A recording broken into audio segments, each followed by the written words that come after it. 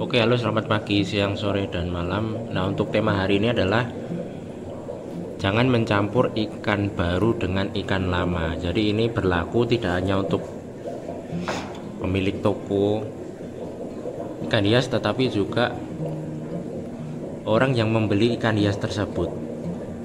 Jadi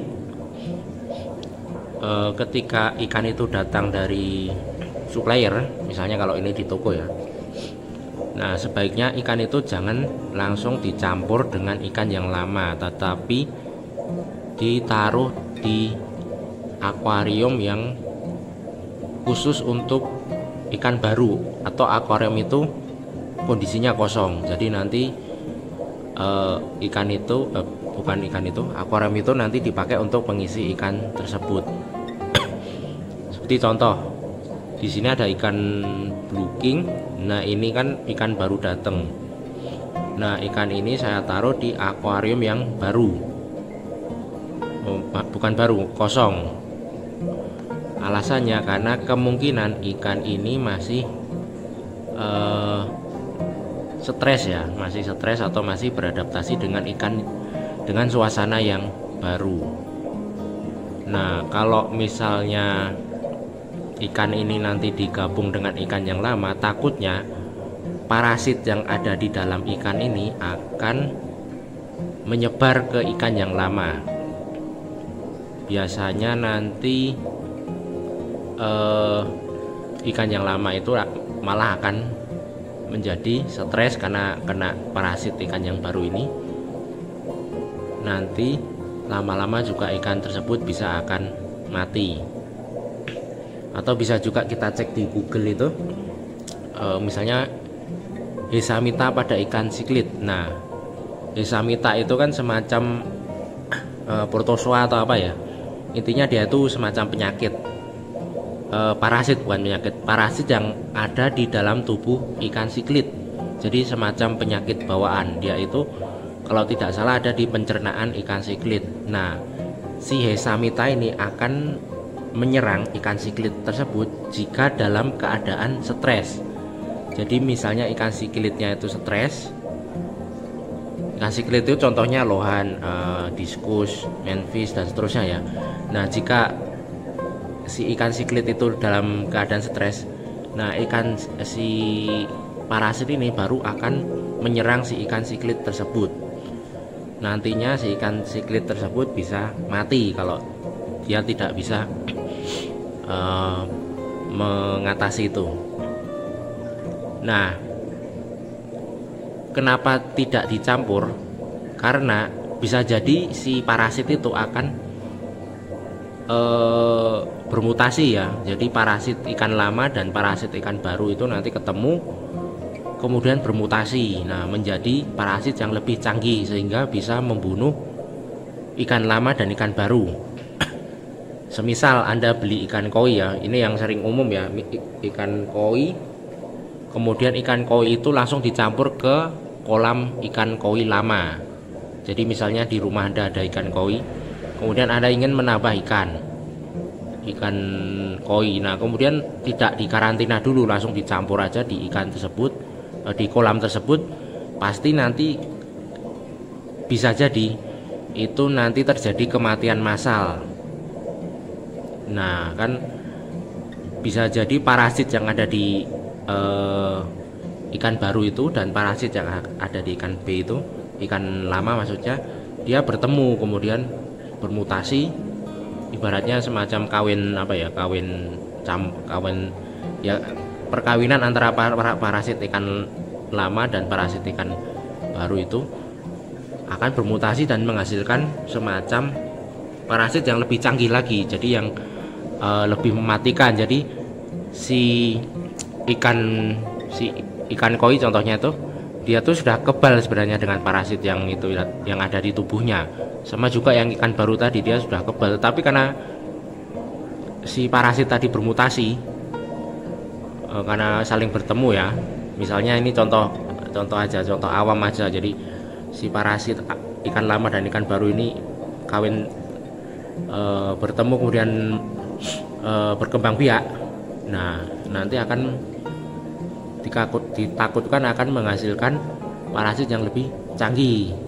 Ya seperti contohnya virus COVID itu kan bermutasi terus kan. Misalnya ada orang Asia kemudian ke Eropa. Nah, kemudian virusnya itu bermutasi. Jadi virus yang dari Asia kemudian bercampur dengan virus yang dari Eropa itu nanti bermutasi menjadi lebih canggih. Jadi di ikan pun juga ada seperti itu. Jadi itulah pentingnya karantina, apalagi untuk toko ikan hias. Itu sangat penting. Kalau penghobi kan mungkin tidak terlalu bermasalah karena ikannya kan sedikit, kalaupun mati juga nanti beli lagi. Nah, kalau toko ikan hias itu harus penting sekali untuk masalah ini tadi. Jangan mencampur ikan lama ke ikan baru. Apalagi ikan baru itu kan biasanya kondisinya masih stres. Nah, virus Hisamita pada ikan siklit ya, itu kan biasanya menyerang saat ikan itu kondisinya stres. Nah, sama juga ini. Misalnya ini kan baru datang. Nah, kemudian bisa jadi ikan ini nanti kondisinya masih belum segar bugar. Dia ini masih stres, masih beradaptasi dengan lingkungan. Nah, kalau si ikan ini gagal adaptasi, kemungkinan nanti akan diserang oleh parasit yang ada di dalam tubuhnya. Bisa juga parasit dalam air ini. Kalau misalnya air ini ada parasitnya, nah bisa juga menyerang ikan. Nah, itu pentingnya karantina. Nanti kalau sudah misalnya beberapa minggu atau minimal 1 bulan lah, 1 bulan ikan ini ada di sini, nah itu baru bisa dicampur dengan ikan yang lama, karena biasanya ikan ini sudah beradaptasi dengan situasi air di sini, otomatis dia tidak akan stres. Nah, kalau dia tidak akan stres, bakteri yang ada di dalam ini atau virus atau parasit atau apa saja yang di dalam tubuh ikan ini, dijamin dia tidak akan mengganggu ikan tersebut. Dia tidak berani menyerang karena imunnya kuat, imun ikan ini. Jadi kemungkinan setiap ikan itu ada parasit ya kalau menurut saya, kecuali kalau seperti manusia itu kan ada vaksin. Nah, misalnya vaksin polio, vaksin apa tadi itu, hepatitis. Nah, itu kan dijamin bisa hilang, tetapi untuk ikan ini kan tidak ada vaksinnya, hanya obat-obatan biasa. Sama kalau di alam itu kan mereka mengobati dirinya sendiri itu dengan sesuatu yang didapat dari alam. Misalnya dengan air yang mengalir itu kan bisa membuang parasitnya kan, kalau di sungai kan. Kemudian dengan daun-daunan, misalnya daun jati atau daun ketapang kering atau substrat-substrat yang ada di sungai atau di danau itu kan bisa membunuh bakteri-bakteri jahat atau parasit jahat, karena kan di situ kan menjadi rumah bakteri atau bakteri baik, maksudnya rumah semacam koloni, misalnya substrat-substrat di dalam danau itu kan, nah, yang bisa mencegah penyakit tersebut atau membuat ikan itu kondisinya nyaman. Karena kalau misalnya kayak daun ketapang atau substrat-substrat yang mendukung, misalnya seperti karang karang jahe, yang kalau ikan siklit Afrika kan suka itu, jadi membuat situasi airnya tuh menjadi nyaman, jadi mereka juga hidupnya nyaman, jadi tidak stres. Tetapi kalau misalnya stres, misalnya sungainya tercemar atau apa, itu juga pasti ikannya nanti akan stres, terus mudah diserang oleh parasit. Sama dengan manusia sebenarnya ikan ini. Jadi kalau biarpun di dalam tubuh manusia itu ada semacam penyakit, tetapi kalau kondisi manusia itu bahagia, jadi dia senang, nah pasti dia tidak akan mudah sakit, mudah terserang virus. Jadi kalau bahasa Italia apa itu mensana in corpore sano atau apa itu ya, yang di dalam tubuh yang sehat terdapat jiwa yang sehat. Nah, sama juga ikan ini juga. Jadi kalau ikan itu jiwanya sehat, jadi dia tuh merasa bahagia dengan lingkungannya, pasti dia badannya nanti juga sehat. Nah, biasanya dia nanti stres itu karena kondisi air ini, kondisi airnya mulai jelek, mulai keruh. Nah, nanti dia akan stres, kemudian baru bakterinya menyerang kemudian mati. Nah, sama juga manusia kan kayak gitu. Kalau misalnya dia itu bahagia kemudian stres, misalnya memikirkan kondisi hidup, memikirkan utang, memikirkan apa saja yang membuat dia itu tertekan, pasti dia akan stres dan kemudian nanti banyak sekali terserang penyakit-penyakit. Nah, akhirnya bisa meninggal. Jadi intinya dibikin bahagia. Salah satunya ya ini tadi, di karantina dulu, kemudian jaga kualitas airnya. Airnya itu harus air yang sudah mature ya, sudah minimal diendapkan 24 jam itu minimal. Tapi kalau mau bagus itu bisa 3 hari, lebih dari 1 minggu itu malah bagus. Nah, kemudian misalnya kalau ikan ini sudah laku ya, misalnya sudah dibeli misalnya sisa tinggal 4 atau 5 ekor. Nah, sebaiknya ikan itu dipindah aja, kemudian akuarium ini nanti diisi ikan yang baru lagi.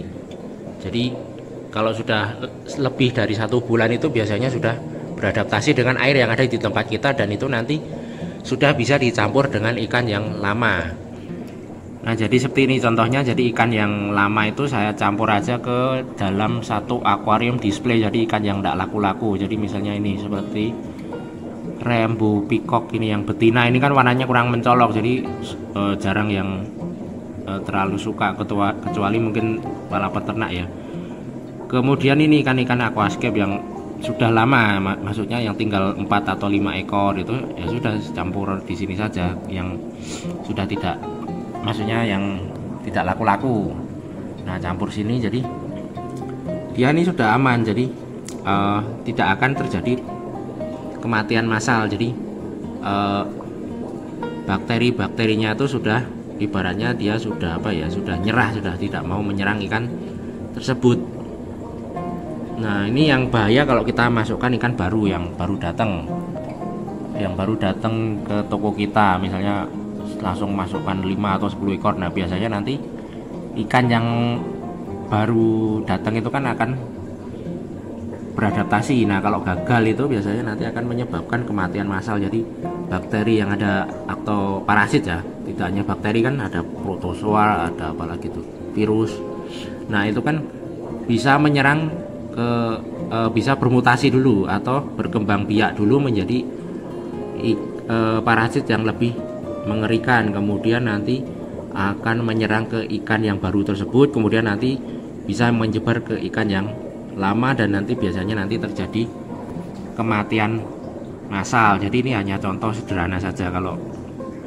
Kalau yang ilmu yang akademik itu bisa Anda pelajari sama orang kedokteran atau biologi, atau mungkin orang perikanan ya.